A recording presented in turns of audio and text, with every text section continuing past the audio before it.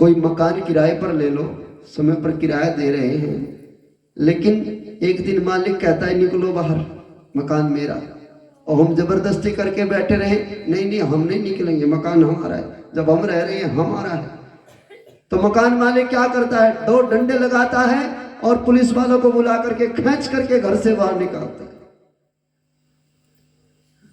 अरे कहीं यात्रा पर गए हैं, किसी धर्मशाला में 2 दिन 10 दिन के लिए ठहर गए, तो क्या वहीं रहना है? ये शरीर तो एक धर्मशाला है।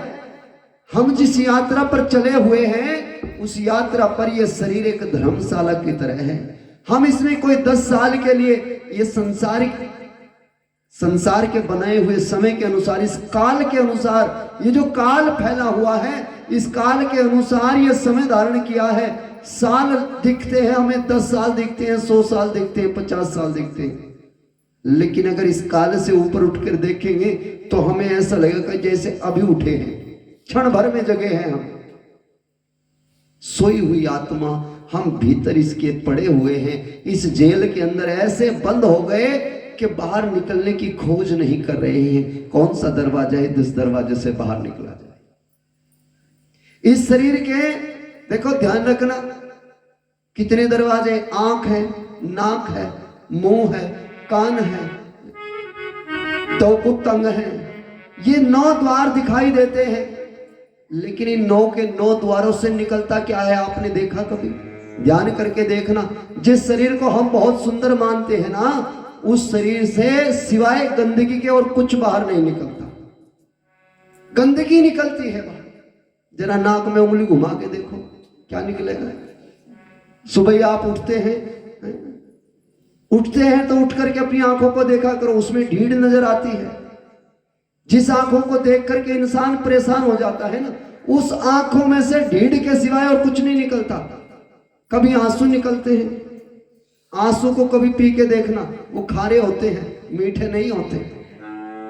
ये शरीर निकालता क्या है? आप थूकोगे तो बलगम निकलेगा। क्या है इसके अंदर? जिस शरीर पर हम इतने मोहित हैं, जिस शरीर पर हम इतने ज्यादा आकर्षित हैं, जिसके लिए हम रह ही नहीं सकते, उसमें है क्या? मुझे ये तो बताओ, उसमें क्या रखा है ऐसा?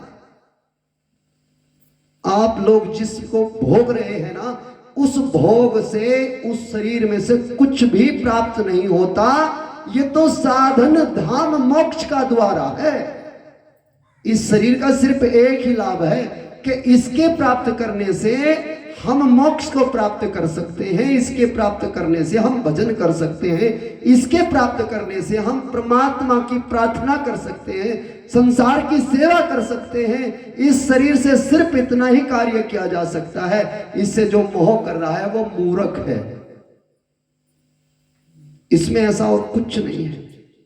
हार्ड मांस का बना हुआ, जरा कहीं से चांट लग जाए वहीं मुएद हो जाती है। क्या शरीर है ये?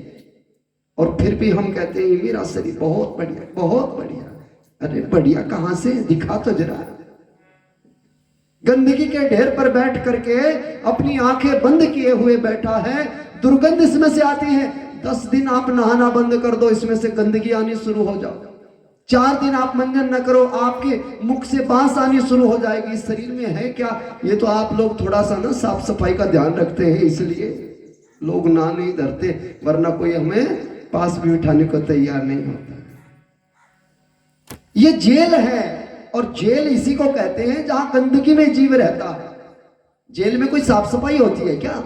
जेल उसी को कहते हैं जहां गंदगी हो, जहां कोई साफ सफाई ना हो, उसे जेल कहते हैं। इसके 9 द्वार खुले हुए हैं और 9 के 9 द्वार बाहर गंदगी फेंकते हैं। एक द्वार ऐसा है जिसे 10वां द्वार महात्मा लोग कहते हैं। वो 10वां द्वार खोलने की कोशिश करो, लेकिन वो 10वां द्वार, सदगुरु महाराज कहते हैं, वो 10वां द्वार तब खुलता है जब ये 9 द्वार बंद हो जाएं।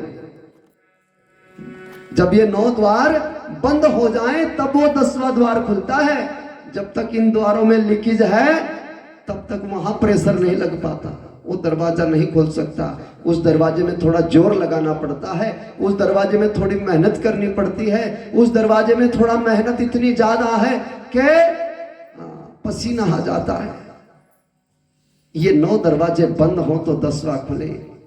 भगवान श्री कृष्ण ने जैसे ही उन्हें बोध होता है वो दिशा देते हैं संसार को।